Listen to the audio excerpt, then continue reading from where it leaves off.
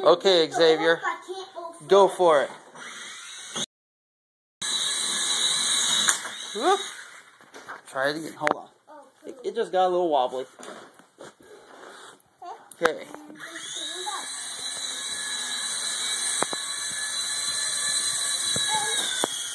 Oh, you might want to bring. Whoop. It's stuck under Coda. How about you get it out from underneath Coda? Put it over in the middle again.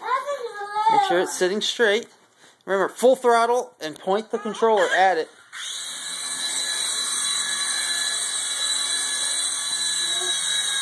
Remember, you go too high, back off a little. Nope. Easy. Yeah, when you go too high, it gets stuck, and you have to back it off just a little bit. Okay, that wasn't balanced enough. Let's do one more. Dad. And then I'll stop recording.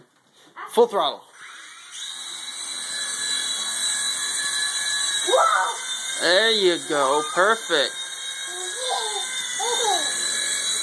Whoop.